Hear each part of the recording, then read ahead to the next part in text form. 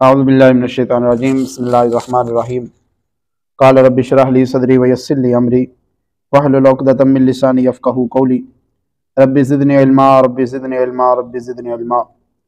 अल्लाह ताला ने कुरान पाक के आगाज़ में फरमाया ज़ालिकल किताबु ला रैब फ़ीह, यह ऐसी किताब है जिसमें शक की गुंजाइश नहीं है।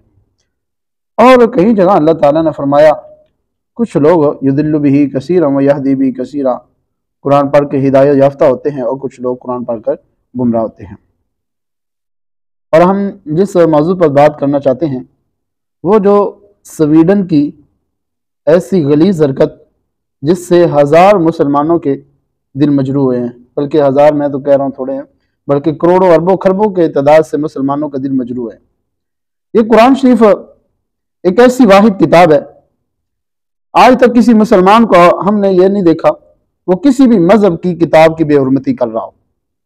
लेकिन कुरान एक ऐसी वाहिद किताब है जो हकीकी सच्ची किताब भी है और तमाम किताबों से आला किताब भी है, जिसका जिक्र तौरात में भी मिलता है, ज़बूर में भी मिलता है, इंजील में भी मिलता है, हर जगह इस किताब का नाम है। लेकिन ये इतनी आला किताब होने के बावजूद कुछ गलीज अनासर उठते हैं और पाकिस्तान के दिलों को भी मजरूह करते हैं, और जो बरूने ममालिक में रहने वाले मुसलमान हैं उनके दिलों को भी तकलीफ पहुंचाते हैं। और सबसे बड़ी बात यह है कि हमारे आका अलैहिस्सलाम को तकलीफ पहुंचाते हैं और ये चेक करते हैं कि मुसलमानों का ईमान अब कितना रह गया। हाँ जी, ऐसे है ना कि ये चेक करते हैं, कोशिश करते हैं कि मुसलमानों का ईमान कितना रह गया।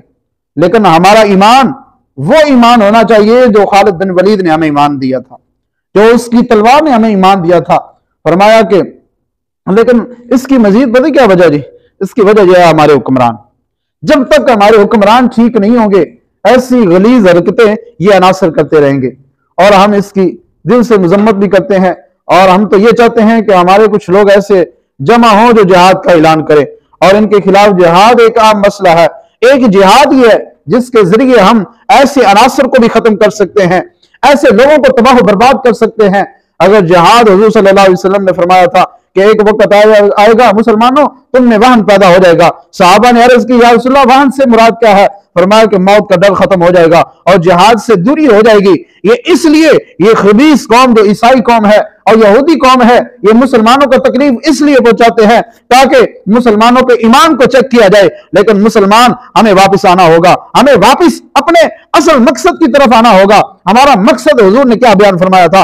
हुजूर सल्लल्लाहु अलैहि वसल्लम मदीने में एक नूर शमा इस्लाम का चिराग रोशन किया, वो चिराग फैलता फैलता पूरे अरब में फैलता हुआ नजर आया। फिर सहाबा कराम ने उस चिराग को मजीद फैलाने की कोशिश की। अबू बकर सिद्दीक ने फैलाया, हजरत उमर फारूक ने फैलाया, हजरत उस्मान गनी ने फैलाया, और हजरत अली मुर्तजा शेर खुदा रज़ियल्लाहु ताला अन्हु ने फैलाया, और दीगर सहाबा इसमें कोशिश करते रहे और इस चिराग को रोशन करते रहे। लेकिन ये चिराग रोशन कैसे हुआ था? ये एक जिहाद ही था।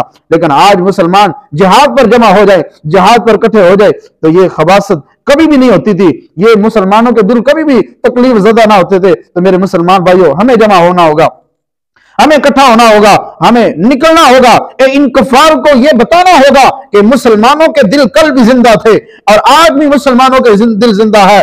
अभी वो माएं बांझ नहीं हुई जिन्होंने गाजी इल्मुद्दीन शहीद जैसे पैदा फरमाए थे, अभी वो माएं जिंदा हैं जिन्होंने मुमताज हुसैन कादरी जैसे अजीम रहनुमा पैदा फरमाए थे, और अभी वो माएं बांझ नहीं हुई जिन्होंने साद हुसैन रजवी जैसे अजीम लीडर को पैदा फरमाया है। तो मेरे मुसलमान भाइयों, हमें निकलना होगा, हमें इकट्ठा होना होगा और ये जिहाद की दावत को हमें फैलाना होगा, जिसके जरिए हम इन कुफार का सामना कर सकते हैं। हम बातों से कभी इनसे नहीं जीत सकते, क्योंकि ये बातों से मानने वाली कौम नहीं है। इनको क्या पता हमारे कुरान की अजमत क्या है? हमसे पूछो ना, हमारे कुरान का एक लफ्ज इतना कीमती है। सारे मुसलमान एक कुरान के लफ्ज पर अपनी जानें कुर्बान करने के लिए तैयार है। तो ये क्या सोचते हैं कि हम ये खबासत कर लेंगे, मुसलमान खामोश रह जाएंगे?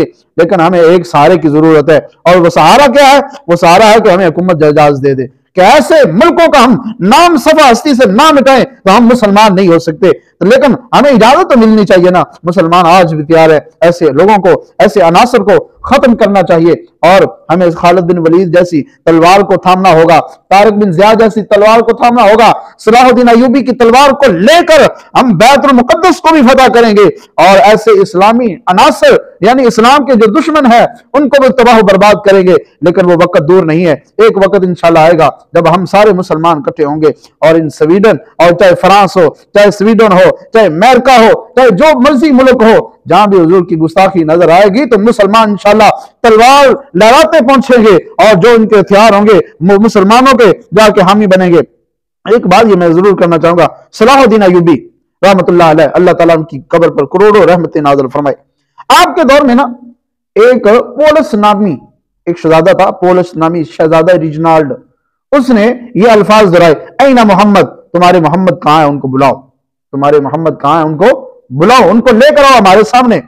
तो उस वक्त सलाहुद्दीन अय्यूबी तक जब ये खबर पहुंची, फरमाया मोहम्मद तो नहीं आएंगे लेकिन मोहम्मद के गुलाम जरूर आएंगे और मोहम्मद के गुलाम ये तुम्हें बताएंगे कि हुजूर सल्लल्लाहु अलैहि वसल्लम के नाम मुबारक को ऐसा इस्तेमाल करने का तुझे अंजाम क्या मिलता है। तुम कहते हो ऐना मोहम्मद, मोहम्मद कहां, उनको बुलाओ, हम पर हमला करे, फरमाया मोहम्मद के गुलाम आ जाएंगे। तो सलाहुद्दीन अय्यूबी ने जब उस खबीस आदमी को पकड़ा तो तलवार उठाई, उसकी गर्दन पर मारी, गर्दन उतार कर रख दी। तो ये जोर मजम्मत करते हैं कि ये जो स्वीडन ने ये स्याह कारनामा सर अंजाम दिया और इंशाल्लाह जुम्मे वाले दिन आप निकले तरीके लब्बई के साथ हों या और जो तरीके हैं उनके साथ मिलकर आप इसकी मजम्मत करें, अपने अपने इलाकों में खुद रैलियां निकालें और वो मुल्क हमारे हुक्मरान भी मजबूर हो जाए उनको कहने पर, क्योंकि हमारे हुक्मरानों का तो ईमान है ही नहीं ना, तो पता नहीं उन्होंने शायद कलमा अंग्रेज का पढ़ा हुआ है, तो अंग्रेज ही उनका दीन है, अंग्रेज उनका दूसरा जिंदगी, अंग्रेज ही उनकी दुनिया है। तो लेकिन हम मुसलमान ये कभी इंशाल्लाह नहीं होने देंगे कि जब भी दीन पर